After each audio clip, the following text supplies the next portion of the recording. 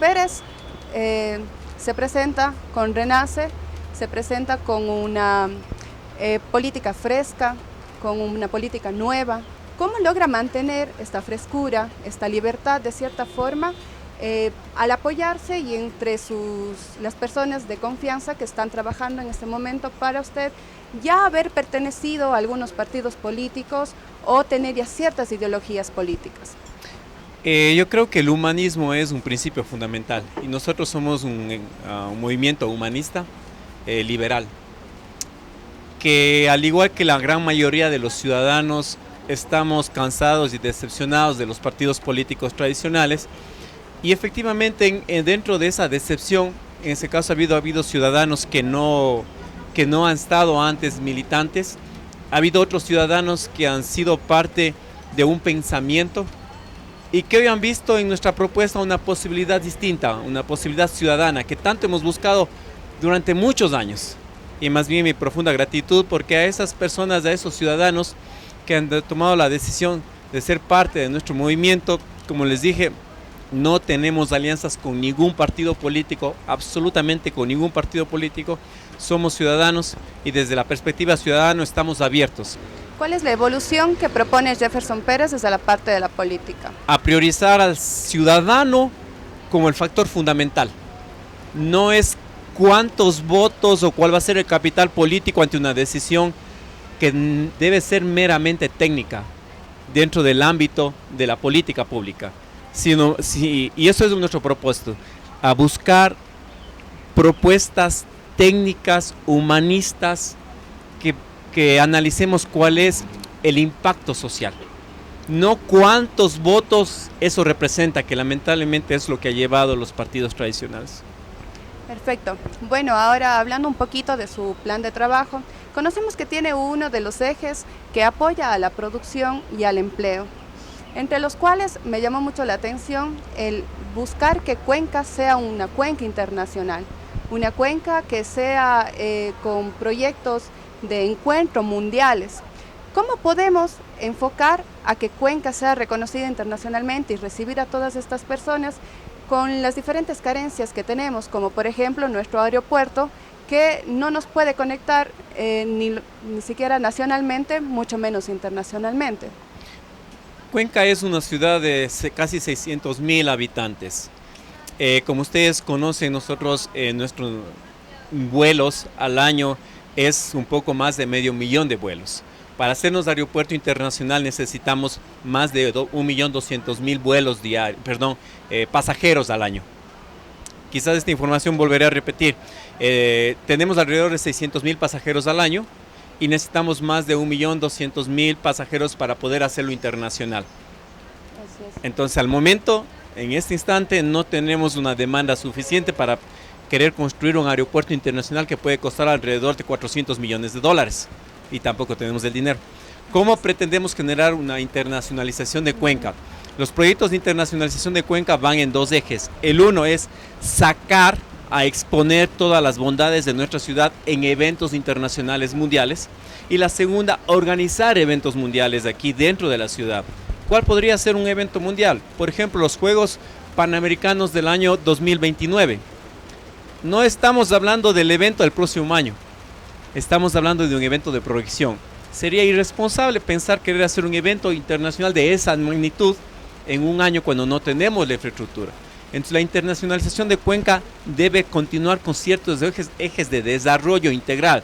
¿Qué pasa con la industria? En el caso de la hotelería, creo que tenemos una buena oferta hotelera. Incluso tenemos, pensando netamente ahora en el centro de alto rendimiento, pensando más en el tema deportivo, tenemos centro de alto rendimiento.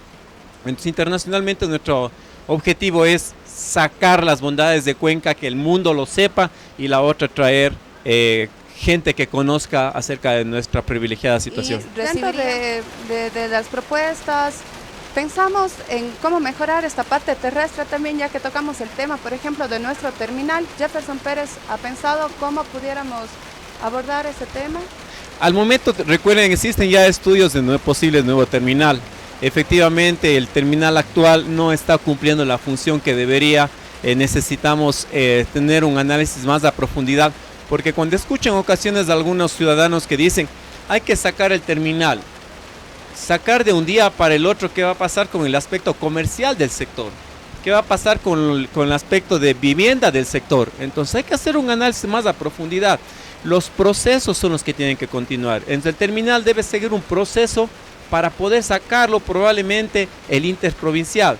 Pero seguramente el interparroquial puede seguir funcionando ahí. Analizarlo incluso el intercantonal.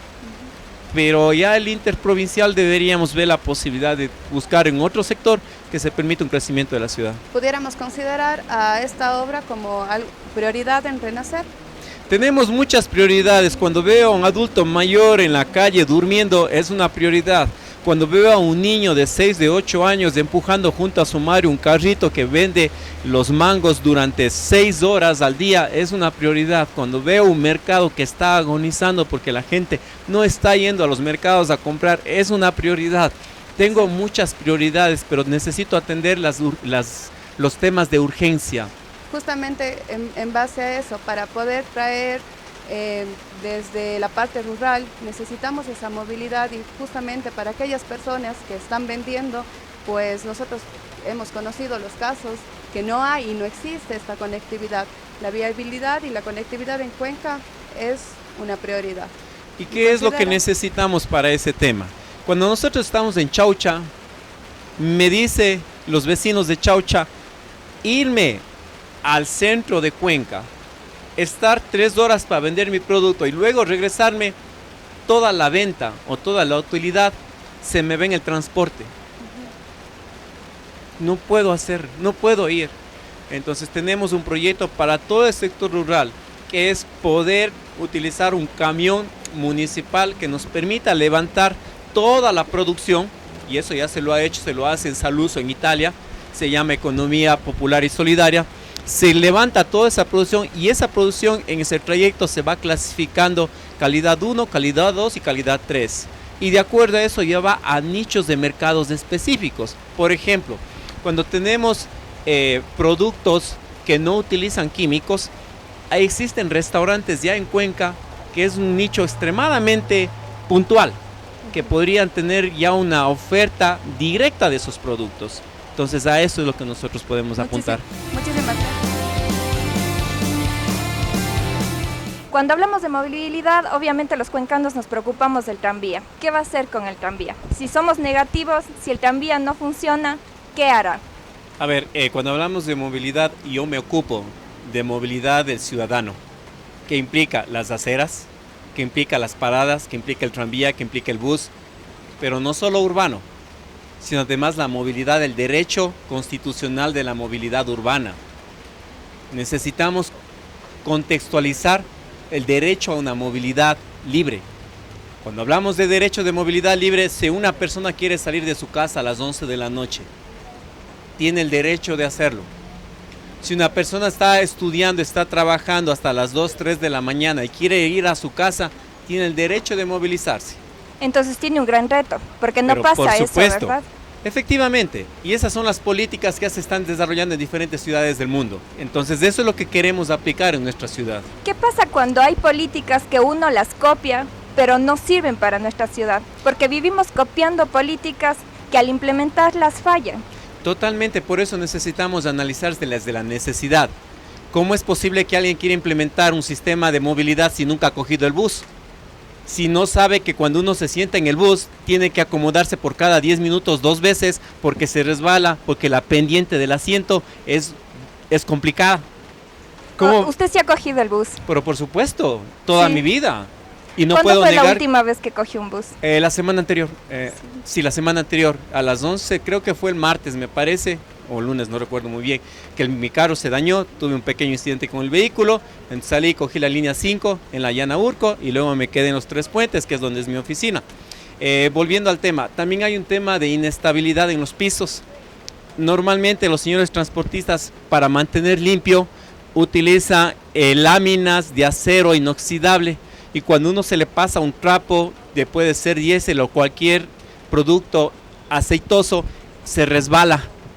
Entonces cuando uno va en el bus a cada rato tiene que volverse a acomodar, porque ergométricamente tiene un problema con el asiento, pero además es el piso.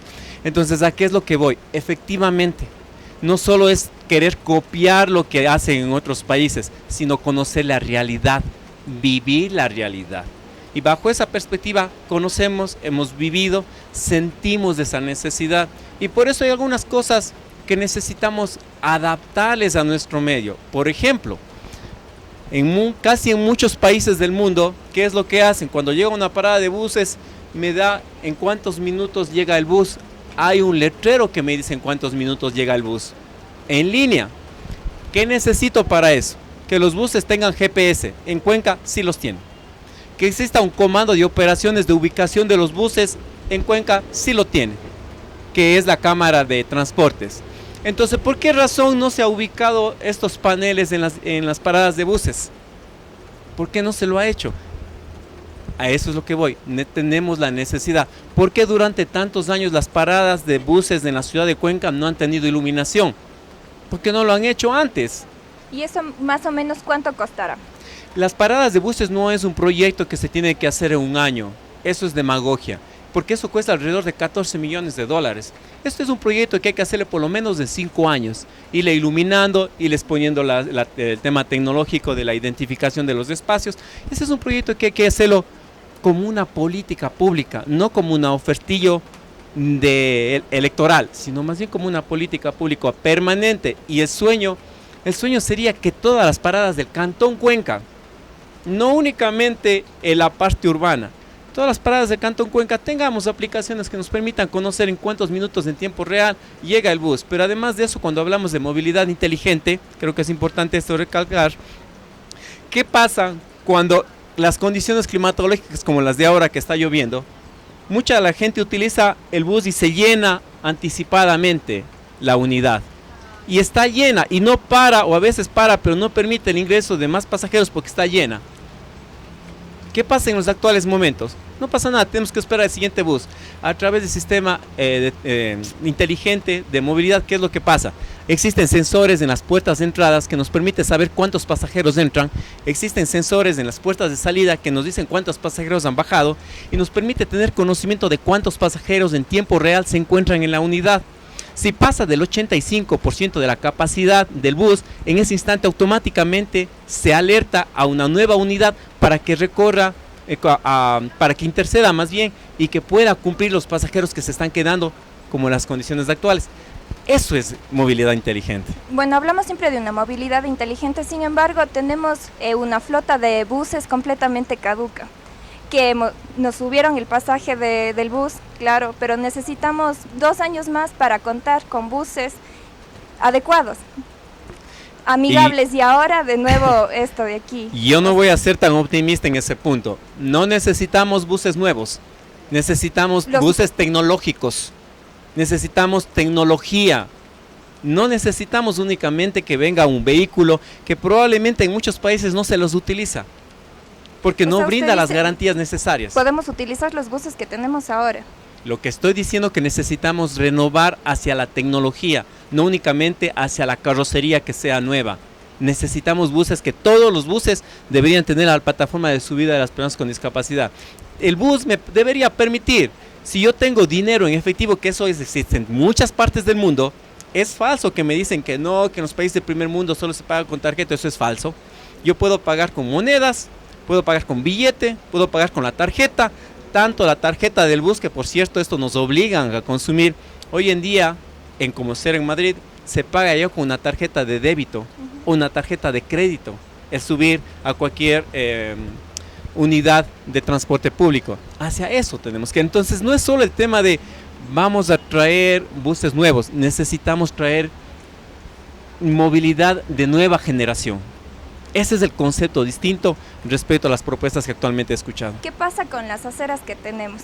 Por ejemplo, la Gran Colombia es un peligro. Muchas personas con discapacidad visual simplemente han optado por no caminar por esta zona porque es un peligro para ellos. Significa prácticamente la muerte. Ellos han optado a anular esta parte de la ciudad.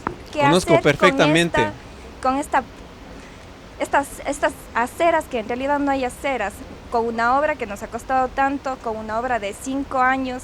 Volver a abrir es una opción. Conozco la realidad. Recordarles que mi madre es una persona no vidente desde que tengo uso de razón. y efectivamente muchas de las ocasiones se ha golpeado en estos obstáculos, volardos, por ejemplo, obstáculos que ponen para separar entre la calle y la acera. Efectivamente, lo que se necesita es una señalización más clara. ¿A qué me refiero? Por ejemplo, ahora que está lloviendo en Cuenca, estos elementos son exactamente del mismo color del piso. Para las personas que no tienen problemas de visibilidad, hay que colocar simplemente algunos elementos de diferente color para que sea visible.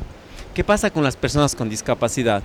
Podemos utilizar la tecnología a través de sensores que emitan sonidos cuando se acercan a estos sectores. Seguramente podemos hacerlo, pero eso finalmente nos va a tener generando más bien mayor costos. Entonces, ahí es cuando nosotros analizamos cuál es el beneficio social. Si eso va a salvar vidas, lo haremos, porque no vamos a hacer cálculos electorales, sino cálculos sociales. Así salvemos la vida de una persona. Yo recuerdo que la semana anterior tuve un accidente en el centro histórico. Me di contra uno de unos volados y cuando me bajé, todos los vecinos de la calle General Torres me fueron a ayudar. Me dijeron, esta semana usted es de segundo. Y era día jueves. Esta semana es de segundo. Digo, ¿cómo así? Todas las semanas pasan esto, pero además me invitaron a que hablara con uno de los vecinos, que un día estuvo caminando y con estos obstáculos se golpeó y se cayó y se rompió la nariz. Persona que no tenía discapacidad y se tropezó. Entonces, ahí es cuando yo comparto con usted perfectamente, cuando me dice, no debemos hacer copia y pega de cosas que están en otro mundo, en otros países más bien. Efectivamente, debemos buscar cosas que se adapten a nuestra realidad, no que nuestra realidad se adapte a esos elementos extraños. Finalmente, Jefferson, ¿cuánto costará un pasaje en el tranvía? Yo soy administrador y administrador nos dicen primeramente necesitamos saber cuáles son los costos reales. Tenemos costos fijos, tenemos costos variables. Los costos fijos no los puedo tocar prácticamente, los costos variables dependerá de la oferta y la demanda que se genere y en base a eso podemos calcular una tarifa. Recuerden que tenemos dos tipos de tarifa. La tarifa técnicamente aceptable que me dice estos son los costos y tienes que dividir para el número de usuarios y cobrar. ¿Cuánto sería y la eso? Tarifa socialmente aceptable. ¿De cuánto estamos hablando? ¿Cuáles son los costos finales? Aún no tenemos la claridad, aún no nos dan la información total de cuáles son los costos reales. Entonces es demagogo en este momento decir, sí, se va a poner tal tarifa. Lo que sí, tomando la segunda parte, que es la tarifa socialmente aceptada, necesitamos cubrir a las personas que necesiten más apoyo de nuestra parte. Y eso es una política pública. Entonces, el tema de la tarifa tiene que ser manejado de manera social y de manera técnica. Y eso tenemos que hacerlo de manera profunda y conocemos, porque hicimos especialización en administración, no en mentiras ni en engaños. Jefferson, uno de los temas de mayor preocupación en los últimos meses y años en la ciudad, en el cantón, es lo referente a la minería que se ha instalado ya en varios sectores en el cantón y también muy cerca del cantón. ¿Qué es lo que puede hacer el municipio? ¿Qué podría hacer usted en caso de ser alcalde respecto a la minería, tomando en cuenta que no tiene muchas posibilidades de actuar por la misma ley y la Constitución? A ver, Juan Francisco, la minería ha existido en Cuenca, en el cantón, desde hace muchísimas décadas. ¿De dónde salen los áridos para tener nuestra cerámica? De la minería. Ahora, quizás lo que necesitamos profundizar es la minería metálica, que es uno de las minerías más contaminantes que se puede generar y que bajo ninguna circunstancia pueden estar cerca de los páramos ni de las fuentes hídricas. Eso no puede existir. Sin embargo, se puede analizar a profundidad qué tipo de minerías y en dónde se puede implementar. Y yo no puedo imaginar una Cuenca si nos quedaríamos sin minería de áridos. Y Cuenca, recordemos que dentro de la parte económica, la construcción es el tercer eje de desarrollo. Entonces, quedarnos sin áridos sería tenaz. Para complementar la respuesta, simplemente necesitamos encontrar a profundidad la protección de las fuentes hídricas. El tema de minería metálica no debería ir. ¿Cómo? No debería ir la minería metálica. No debería ir, a pesar que comprendemos perfectamente de que es una competencia nacional, eso lo tenemos clarísimo. Sin embargo, el uso del suelo sí es potestad del GAD municipal. ¿Pueden cambiarlo eso? podemos utilizar nosotros el respaldo de la ciudadanía y bajo ese respaldo de la ciudadanía exigir al Consejo Cantonal que se proteja las zonas y se declare minería cero en esas zonas. Sin embargo, sin el apoyo de la ciudadanía también podría hacerlo usted. Podemos hacerlo a través del uso del suelo, así es. ¿Se hará eso? ¿Este es un compromiso para...? Le he manifestado, somos un movimiento humanista, defensores de los derechos de la vida. Y dentro de eso justamente es lo que usted acaba de comentar, el derecho que tenemos al acceso al agua, que es el líquido vital. Entonces somos muy cuidadosos en esos temas. Ahora, usted es empresario, sabrá que en esa situación eso está concesionado a una empresa que ya empezó incluso la explotación. No es tan fácil como decirles, señores, váyanse, cambiamos el uso de suelo y retírense. Ellos tienen una concesión y eso puede traer implicaciones legales, denuncias, demandas contra la municipalidad. Por eso me parece irresponsable que no se lo haya parado a tiempo. Porque no son proyectos que se construyeron en un mes o en una semana o en un día. Fueron proyectos que vinieron construyéndose en muchísimos años. Y me parece irresponsable de las autoridades que no lo hayan hecho a tiempo en parar y oponerse a ese proyecto. Y lo que hacen ahora es frente a un proceso electoral. Entonces ahora sí son los defensores, porque no lo hicieron antes. Lo que nosotros haremos siempre, Juan Francisco, es respetar la ley, primeramente, la ley. Pero también necesitamos entender que el derecho de ser humano está en la base fundamental de la existencia. Y eso tenemos que defenderlo. Lo de lo que hicieron o no otros políticos está ya hecho, ¿no? Así es. Lo que yo decía es que su propuesta tal vez no tiene mucho futuro. Probablemente el defender el agua para usted no lo tenga futuro, No, para nosotros digo el totalmente caso sí lo específico de cambiar el uso de suelo y que la minera se vaya de ahí. Lo que podemos lograr es que el gobierno nacional asigne en otros espacios a la minería, a esas mineras que ya tienen esa contratación. O en todo caso, el gobierno nacional busque la manera de compensar eso, pero no tenemos nosotros los cuencanos. ¿Por qué razón? Pagar los errores de administraciones anteriores. Hay otros temas relacionados con el medio ambiente, sobre todo temas que tienen que ver con las aguas servidas, con el manejo de aguas servidas. Había un proyecto para Huangarcucho que se ha venido postergando. ¿Será posible en una eventual alcaldía suya que se ejecute esa obra? A ver, ya existe el estudio de factibilidad sobre el tema, ya existe. En este momento nosotros tenemos ya un problema de saturación de la planta de procesamiento, ya tenemos un problema en este momento. Ahora, tenemos una propuesta de unas empresas de Singapur. ¿Qué es lo que hacen ellos? Hacen el tratamiento del agua subterráneamente y devuelven el agua para que se vuelva a ser utilizado en riego.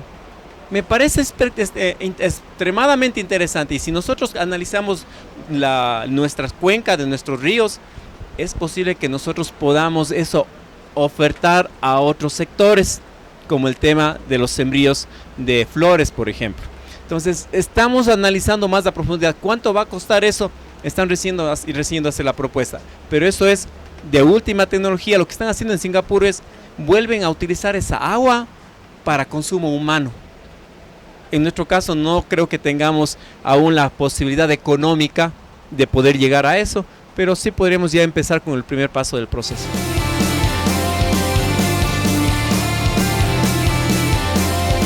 ¿Usted recicla en casa? Sí, Sí. ¿Y qué días debe sacar el reciclaje? miércoles. ¿Qué tanto camina a la ciudad? ¿Qué tanto camino en la ciudad? Al centro histórico me conozco casi todo.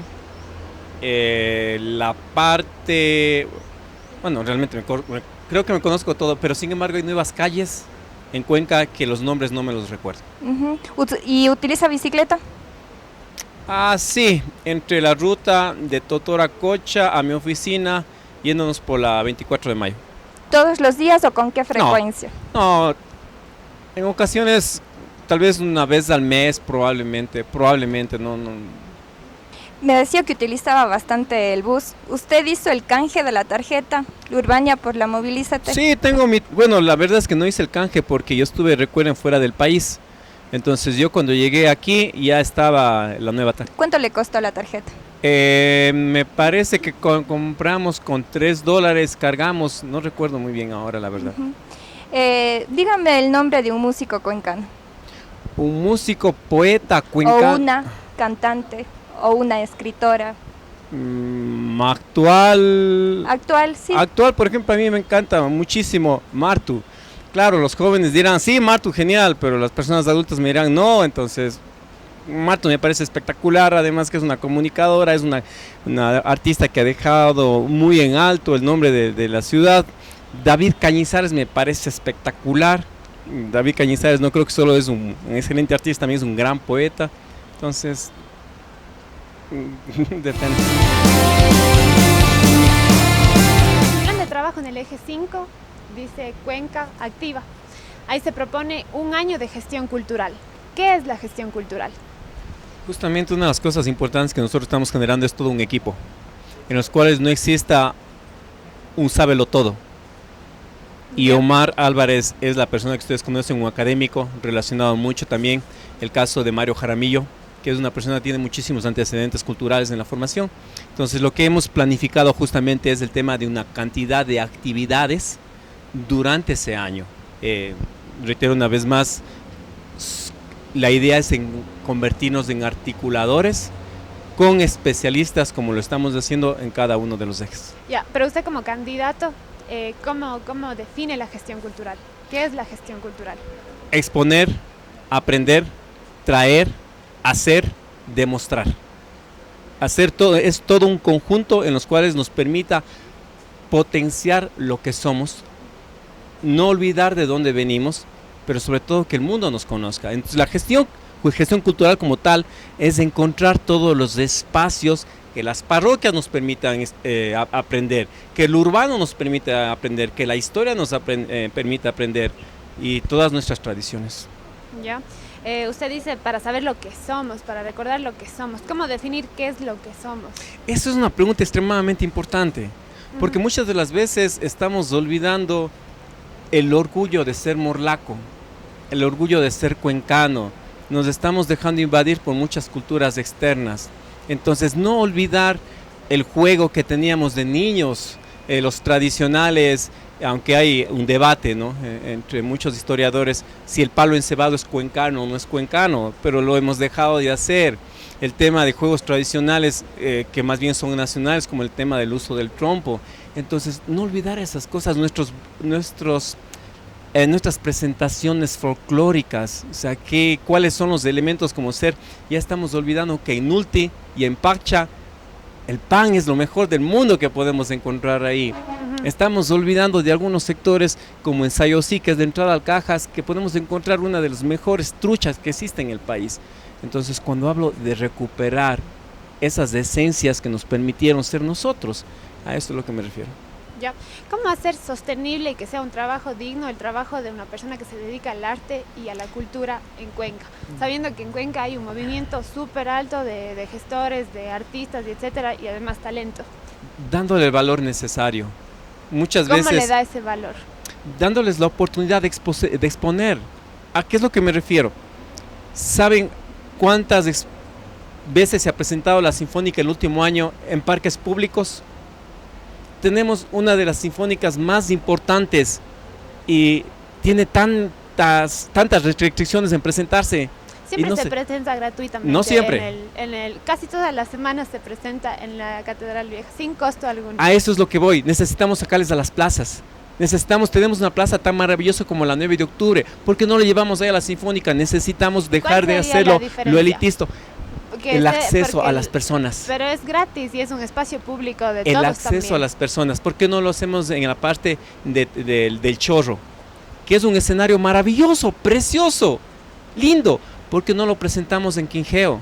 Que es un escenario, yo diría, uno de los teatros naturales más lindos que existe en todo el cantón.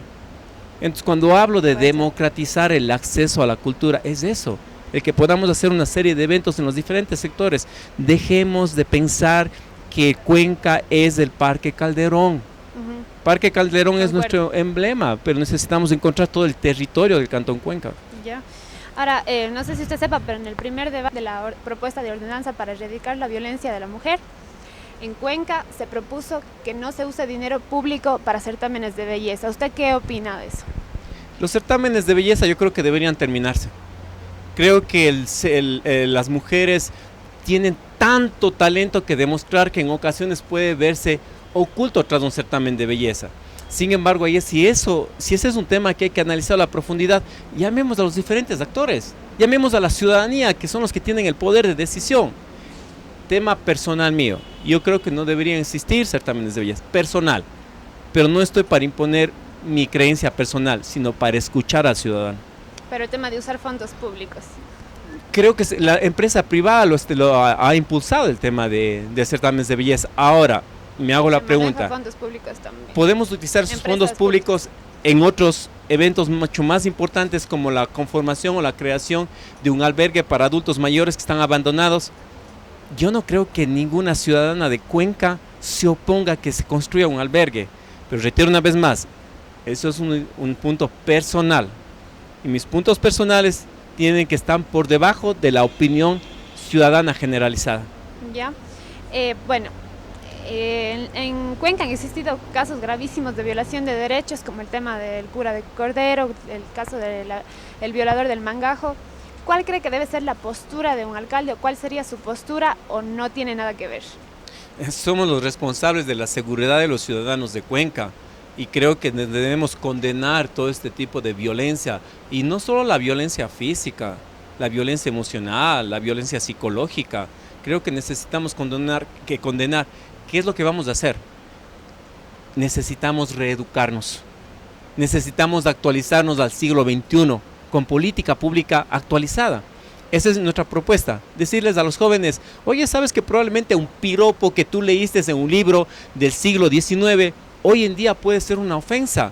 Entonces necesito que te actualices. Claro. Y en esos casos específicos, por ejemplo, que son fuertes, ¿cuál sería su postura? ¿Qué es lo que usted haría como alcalde, como la máxima autoridad de la ciudad? Apoyar totalmente lo que dicen las leyes, condenar de que este tipo de personas que han infringido en esos derechos tan elementales que es el respeto a una niñez, que es el respeto a una mujer, que tengan la condena mayor. Yo soy, y reitero una vez más, es una posición personal, no necesariamente significa que eso es una política pública, pero yo soy de la idea que debería haber las cadenas perpetuas. Yo sí creo que debería haber cadenas perpetuas.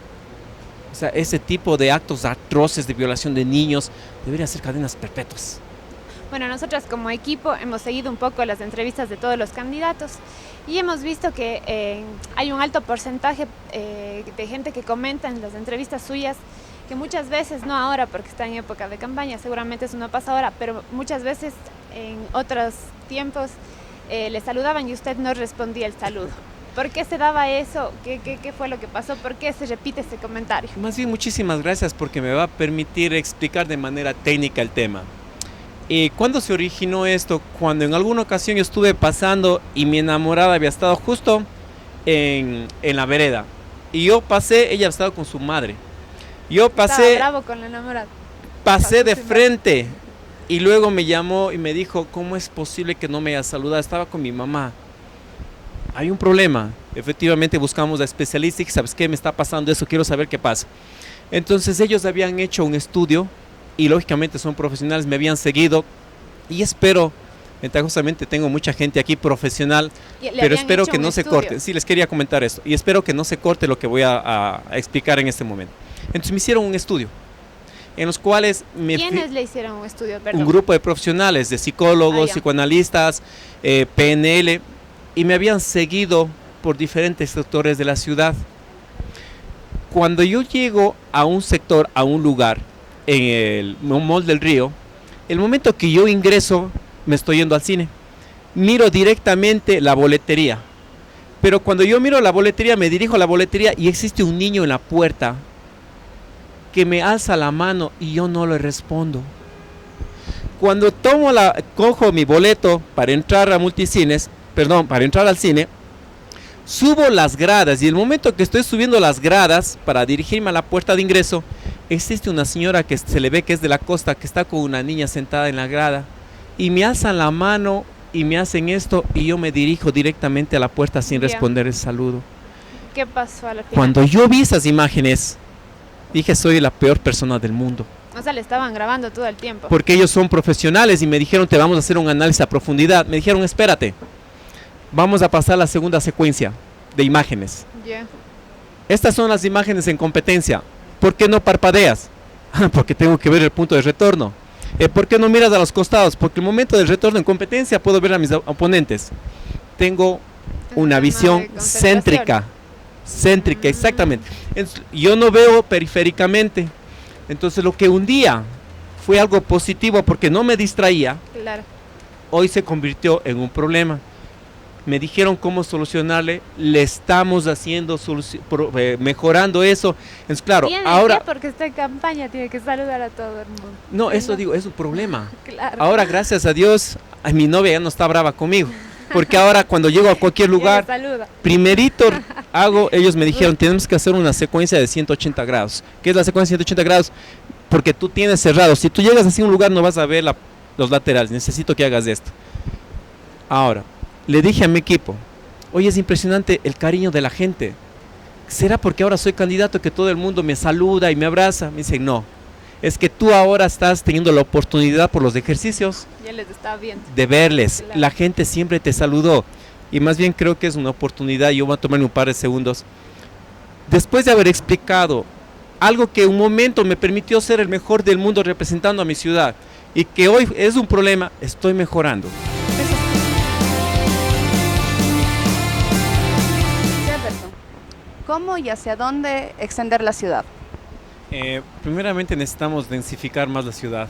Es decir, necesitamos primero construir hacia arriba. Y luego para los próximos 50 años la ciudad va a seguir expandiéndose ya horizontalmente. Pero hay un problema en el tema de planificación. Normalmente en Cuenca se hace al revés. Primero construyen las casas y luego buscan brindar los servicios básicos. Necesitamos primero generar el tema del modelo de servicios básicos y no se puede dar, no se debería más bien permitir construir mientras no se genere la primera necesidad, que es cubrir los servicios básicos. Vivienda social económica frente a seguridad, frente a comodidad.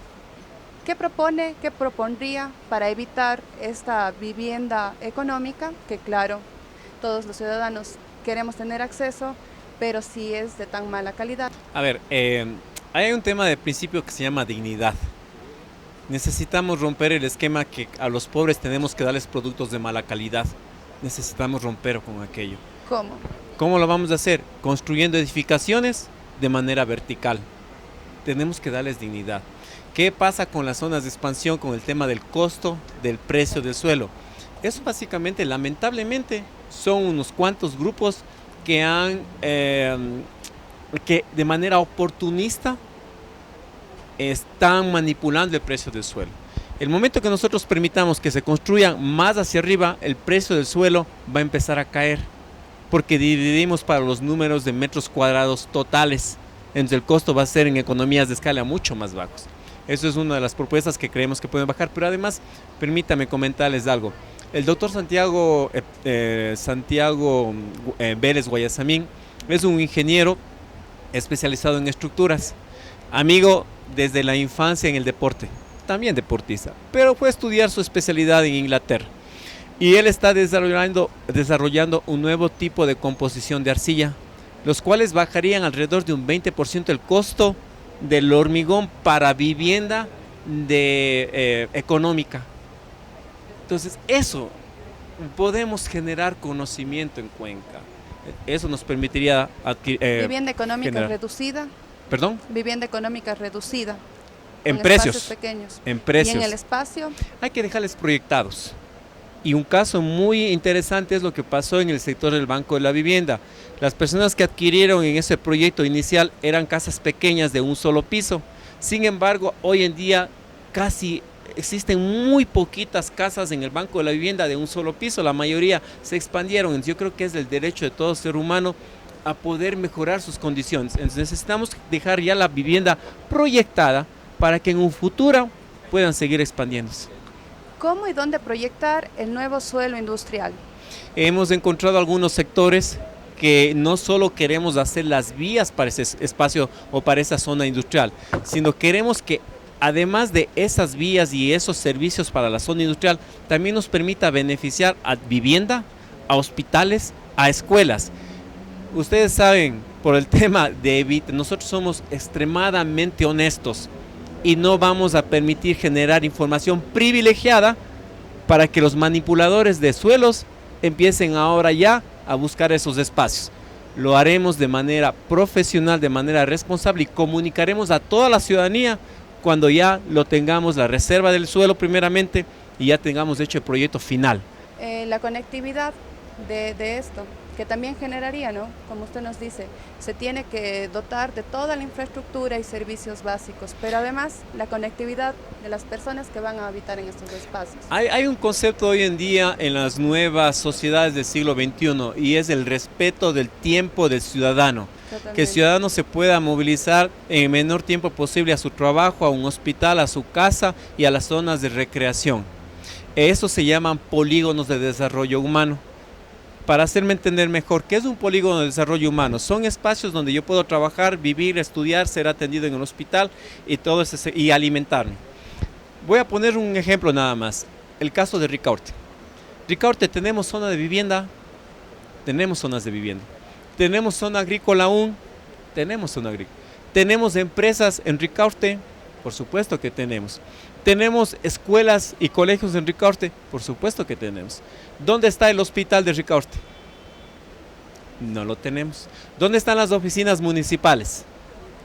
No la tenemos. Entonces, justamente el polígono de desarrollo humano lo que pretende, y tampoco existe zonas de recreación, el polígono de desarrollo humano lo que pretende justamente es eso, que el ciudadano pueda trabajar en esos sectores desplazándose menos tiempo y pueda pasar más tiempo con su familia. Y los presupuestos. Es que construir un hospital tiene que hacerlo de manera técnica. O sea, por ejemplo, lo que les comentaba ahora en Ricaurte, no es más que un hospital y no es más que unas oficinas municipales. Esos son presupuestos que probablemente llegan alrededor de los 4 o 5 millones de dólares. Si nosotros estamos gastando cerca, y puedo estar equivocado en la cifra exacta, cerca de 2 millones de dólares en publicidad municipal, si multiplicamos eso por 4 años, tenemos cantidad suficiente de dinero para ya construir el hospital.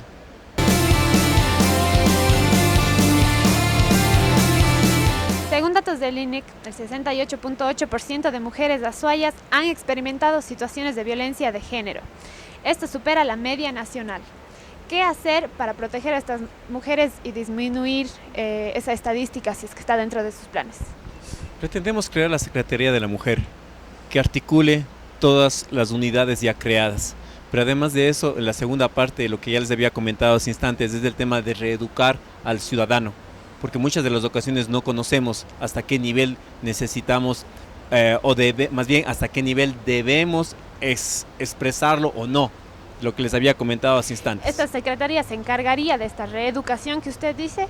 Esta secretaría haría el tema de prevención, de protección, al maltrato a la mujer y el otro es la educación dentro de los ejes a los ciudadanos. Dentro de esta secretaría. O quizás información. Nosotros normalmente hablamos de término de informar al ciudadano. Sí. Ya. La población LGBTI es una de las más vulnerables por un tema de discriminación que en casos extremos llega a la violencia física. ¿Tiene algún plan para trabajar también con este grupo vulnerable? Los grupos vulnerables, lo que justamente usted acaba de mencionar, necesitamos proteger de una manera territorial. También tenemos adultos mayores, abandonados, que podemos encontrar en Molleturo, sin comer por días. Claro, pero el caso específico de la población LGBTI, ¿tiene algún plan para trabajar? Le comento, sí. Hay un estudio que hizo la Universidad de Cuenca, que salió recién, que habla del tema de discriminación, el tema de violencia física incluso, que es un índice súper alto de toda la población LGBTI. Por eso le pregunto si usted tiene un plan. Yo sé que existen muchísimos grupos vulnerables, sí, personas con discapacidad, personas... Estamos de acuerdo en ese sentido. Pero en este caso, que es un grupo que ha sido primero, no ha sido reconocido. Adultos mayores todos sabemos y reconocemos de eso, pero la población LGBTI hasta el día de hoy hay gente que ni siquiera les reconoce. ¿Cómo hacer o qué hacer si tiene algún plan para que eso no suceda?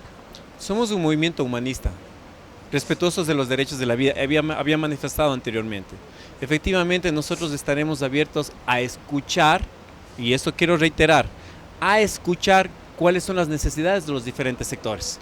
Pero si usted en este momento me está pidiendo exactamente el plan y Específicamente. cuánto va a costar el plan y cuál va a ser el No, efecto no y el a costo. entre Es que hay cuántas algún personas las plan. políticas va a generarse, nosotros estamos abiertos a escuchar. Pero y una de las cosas fundamentales que nosotros somos es respetuosos de los derechos de la vida. Ya no tienen plan específico. Bueno, vamos a pasar entonces ahora con las preguntas de los colectivos sociales. Para eso va a venir Leire Reyes, que le va a hacer unas preguntas que nos ha enviado el colectivo Femininjas. Leire, por favor. Buenas noches, Jefferson, un gusto tenerla aquí. Yo tengo una pregunta que nos envió el colectivo Femininjas y ellas quieren saber, ¿está usted de acuerdo con que se criminalice a las mujeres y niñas que abortan de manera clandestina en el país? Yo creo que se debe condenar totalmente a los abusadores que cometieron esas infracciones. Necesitamos proteger y prevenir ese tipo de horrores que lamentablemente está pasando en nuestro medio. Y necesitamos ponernos en los pies de cada uno de esos ciudadanos, porque muchas de las veces las leyes son extremas creadas en escritorio, no creadas en una realidad.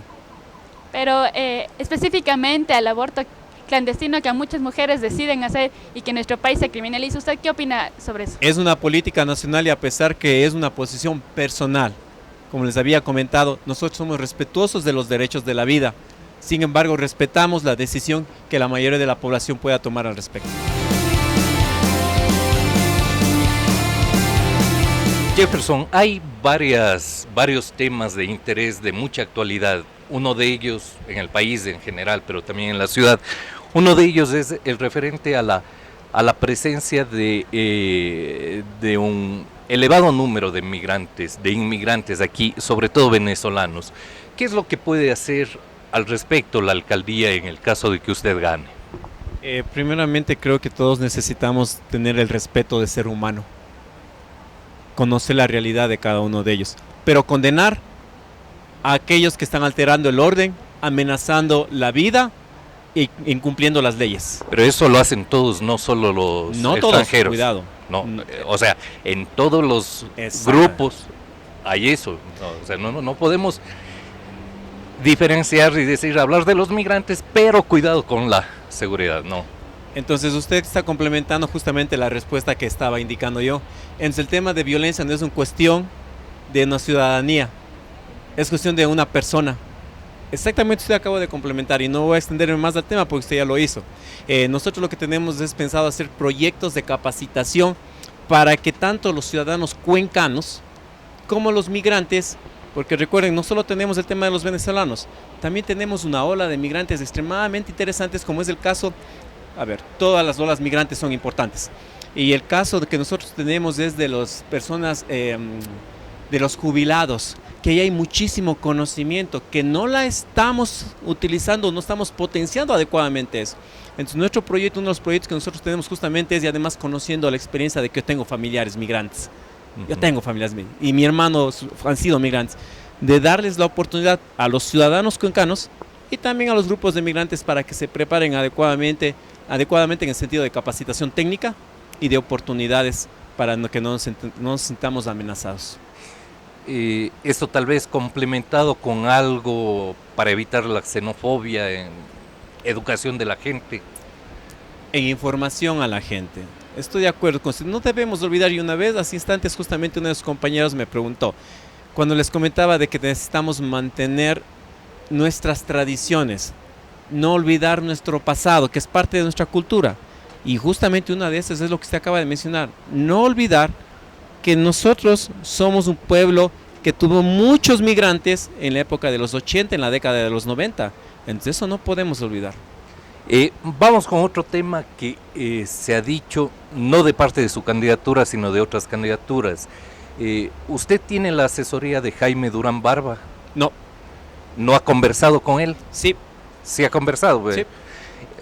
Lo que sucede es que muchas veces quienes reciben asesoría de él dicen no recibirla, pero conversan, reciben consejos. A ver, yo me reuní con él, sí, puedo estar equivocado la fecha exacta, pero me parece que fue hace 1 año y medio. Me reuní con él, coincidimos en un restaurante en la ciudad de Guayaquil, coincidimos y efectivamente saludamos. Entonces, cuando se pregunta a mí si he hablado con él, sí hablé con él. Nos hemos sentado. ¿Le dio algún consejo? No, en ese momento yo no estaba con el tema político. Entonces, ahora, que él me haya hecho una estructura de planificación para asesoría política, no lo ha hecho. ¿Le manda Sin- algún consejo de vez en cuando? No, yo no tengo contacto con él. Sin embargo, si él es un profesional de la comunicación política, que en algún momento podamos acceder como lo ha hecho todos los políticos de la SUAY. Todos los políticos de la SUAY fueron asesorados algún momento por él. Por Seguro. supuesto, pero por supuesto. O la mayoría, tiene razón, quizás no debería decir todos. La mayoría de políticos que llegaron a un cargo público fueron asesorados por él. En Tal el vez caso Paul nuestro, Granda. Que seguramente, fue su yo amigo. no realmente su no amigo. tengo, yo no tengo más bien no tengo una asesoría con Jaime Durán. Pero he leído sus libros. Y ahí aprendió algo. He leído sus libros, uno tiene que aprender de todo. Dicen que a él le gusta mucho esto o él aplica mucho esto de la campaña sucia. Desconozco en ese particular. Seguramente las personas que ya han utilizado esos servicios en esa área, ellos deben conocer, nosotros desconocemos totalmente. al ¿Usted ha respecto. rechazado que exista o ha pedido que no exista campaña sucia en esta campaña? Ha sido reiterativos y una vez más yo quiero agradecer al CUI de la verdad porque en muchísimas ocasiones han aclarado mentiras engañosas que nos han estado haciendo algunos grupos políticos. Pero ahora en los últimos días hubo una acción suya que ha sido criticada por otros candidatos que la califican de campaña sucia. Es esto de difundir un supuesto pago elevado de impuesto a la salida de capitales por parte suya. A ver, número uno, hemos citado la fuente y la fuente es clarísima, es una investigación de Diario El Expreso. Si hay un error en la investigación, deberíamos ir a la fuente, el SRI, el Diario El Expreso. Nosotros todo lo hemos hecho apegados a documentos, todo lo hemos hecho apegados. Esto es un documento legal, Tribunal Contencioso Electoral, manifiesta, señor Jefferson Pérez cumple con todas las normativas legales para Pero ser candidato. Lo que hablábamos es de esto. Le voy a leer algo que usted dijo. Existimos ciudadanos que aportamos a nuestra ciudad, que generamos empleos y no sacamos el dinero del país, sino que al contrario invertimos en él. Esa coherencia requerimos de nuestras autoridades. No nos mientan más, uno debe ser, no solo parecer. Por supuesto, es lógico. O sea, ahora nos pretenden condenar por haber invertido nuestro patrimonio en la ciudad de Cuenca, pero eso es lógico. En el es 2013, coherente. ¿cuánto dinero sacó usted del país? Yo podría investigar para darle los valores exactos, por supuesto, pero permítame simplemente recordarles algo. Nosotros muchas de las ocasiones hemos estudiado fuera del país, tengamos cuidado Perdón, con esos valores. Una cuestión, hay en el 2013 usted aproximadamente, un cálculo rápido, sacó del país más de $50,000. Es probable, La no tengo nota el que valor usted exacto. habla de que Paul Carrasco sacó $55,000 en 3 años. Usted una cantidad similar en un año. No queda muy... la declaración que le acabo de leer no queda un poco fuera de sentido con esto. Ahora yo le quisiera pedir con la información que usted tiene, ¿cuánto pagué de impuestos de ese año? Ese año fue $23,000. $23,000. ¿Y cuánto sacó del país? Lo que pagan en 5 años los políticos, por favor, no sé a dónde nos pero vamos a aquí perder. Lo que usted estaba hablando era de la salida de divisas del país. Entonces hagamos en una comparación relación. con el número, Fantástico. con la cantidad. Pero Hagamos ahí una está. relación de índices. Yo soy administrador. Es exactamente Hagamos. lo mismo que dice ahí el titular. Hagamos. Usted ese año sacó más dinero del que pagó como ¿Y impuesto a la sabe renta. para qué saqué? No sé, y eso debería preguntarse lo que digo. Hay que usar lo mismo que usted está haciendo para defenderse, darle el beneficio de la duda a los otros. Tal vez eso, ¿no? Y eso es lo que nosotros hemos manifestado. Usted está accediendo a una información que yo no la tengo en este momento, por lo tanto yo no puedo profundizar sobre ese tema. Sin embargo, si usted me permite, lógicamente, acceder a la información, yo les podría aclarar, discúlpeme, usted acaba de manifestarlo, por favor. Ya. Hemos pagado, si usted me indica, que una de estas personas pagaron en un año $26,000 de impuestos. $26,000 de impuestos. Pero eso tiene que ver con sus ingresos, eso no Pero tiene por que ver supuesto, con... y también por creación de Claro. trabajo. Pero por supuesto, No, pero aquí lo que además, estamos diciendo es permítame que usted, recordarles. aquí lo que estamos diciendo es que usted saca un artículo para atacar a los otros No, no, candidatos. cuidado. En los últimos 3 años, haciendo un análisis de los últimos 3 pregunten años, a cuando Diario un El año Expreso, antes no a mí. usted hizo exactamente Pregúntele lo mismo. a Diario No, pero Expreso, usted no a mí. está criticando y haciendo, vea, dice, mientras algunos sacan su dinero fuera Así del es. país, nosotros creemos en Cuenca. Usted también Así ha es. sacado del país. Entonces, o sea, cuando es está- lo mismo, ¿no? Ahora, permítame, si usted No, me no hay- da la no hay mayor oportunidad de diferen- explicar un par de diferencia segundos, en le eso. agradecería. Le agradezco muchísimo que me dé esta oportunidad. Si estamos hablando de que se pagó $26,000 en impuestos, eso y sacó representa, más de 50,000. si usted me lo permite, encantado le respondo, caso contrario, no lo respondería. O sea, usted decida, ¿le respondo o no le No, respondo? estoy Le, complementando. le nada más. agradezco entonces. Si usted me está diciendo que hemos pagado impuestos alrededor de $26,000, $26,000, que eso representa aproximadamente, porque no tengo en este momento la declaración, cerca del 30% de las utilidades. Eso significa, De sus ganancias. nuevamente voy a, o sea, yo encantado le respondo si usted tiene la No, gentileza solo de estoy dejarme aclarando responder. porque no es de utilidades. Si usted paga en su cuenta personal, es de sus ganancias, ¿no es cierto? No, no es así, señor. No Permítame es. entender. Los ingresos menos los gastos nos quedan unas utilidades. Y nosotros tenemos que pagar un porcentaje sobre esas utilidades. Si usted me está indicando que hemos pagado $26,000 de impuestos, significa que nosotros generamos trabajo por alrededor de $420,000 de ese año. Si a generar trabajo por $420,000 son miles de fuentes de trabajo, teníamos que haber importado equipos probablemente para generar esas fuentes de trabajo. Tengamos No, pero cuidado. eso es su cuenta personal, no es de sus cuentas de empresas. Oiga, yo tengo mi cuenta personal de trabajo. Si no, ¿de dónde creen que voy a sacar tanto De las impuesto para pagar? empresas. A ver, Las entonces, empresas a también ver, pagan a ver, impuestos. A ver, Pero, decidamos. bueno, yo creo no, que esto, es que yo creo que es importante.